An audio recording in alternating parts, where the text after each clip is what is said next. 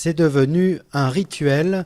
Tous les matins, Abdelrani Merah recouvre ses pieds endoloris de pansements et d'une pommade pour éviter les frottements. Là encore ça va, on va dire les pieds se sont habitués.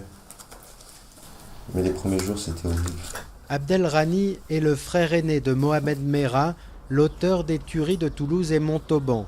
Un frère à qui il ressemble beaucoup physiquement, mais la ressemblance s'arrête là. Le 8 février, Abdelrani a quitté Marseille pour une marche d'environ 1000 km pour dire son amour pour la France et sa haine du racisme et de l'antisémitisme. Je ne veux pas répondre par la violence. Par la violence, ça c'est un truc que je ne veux pas faire. Et je sais qu'il y a 5 ans, Mohamed Merah a traumatisé la France pendant les élections présidentielles. Je me suis dit c'est le moment de profiter de ce nom maudit pour éveiller les consciences des Français. Ce jeudi, à Vitry-le-François, Farid Lawa, l'un des instigateurs de la marche des Beurs en 1983, est venu discrètement lui rendre visite.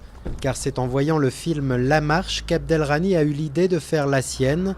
Il a d'ailleurs emprunté le même parcours jusqu'à Dijon avant de suivre son propre chemin, un chemin où il a dû souvent expliquer les raisons de sa marche, y compris aux adeptes de la théorie du complot. Je leur dis c'est vraiment lui et il en était fier. Il en était fier et heureux d'avoir fait ça, ça c'est sûr et certain. Et surtout le reste de la membre de la famille, la plupart du moins le reste de la famille en est fier aussi. Ils sont beaucoup plus fiers de ce qu'a fait Mohamed Merah, de ce que j'ai fait moi. Soutenu par des associations comme la Brigade des Mères ou Force laïque, Abdelrani veut aussi alerter sur les ravages causés selon lui par les prédicateurs radicalisés. Ces intégristes religieux ils sont quasiment partout, même dans les petits villages assez reculés. Et on leur a laissé trop de place. On leur a laissé trop de place et trop de terrain pour qu'ils travaillent la jeunesse française.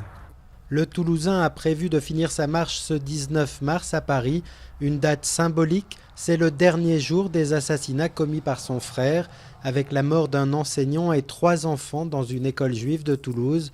Mais le père de l'une de ses victimes voit dans cette arrivée un acte indécent et obscène. Abdelrani s'en excuse, mais ne veut pas renoncer. Moi, je n'oublie pas les victimes, je les rappelle à chaque fois. Je rappelle qu'il a fait des victimes. Et, la famille Sandler, la famille Monsonego, la famille Chenouf, la famille Le Gouad, la famille Benziaten.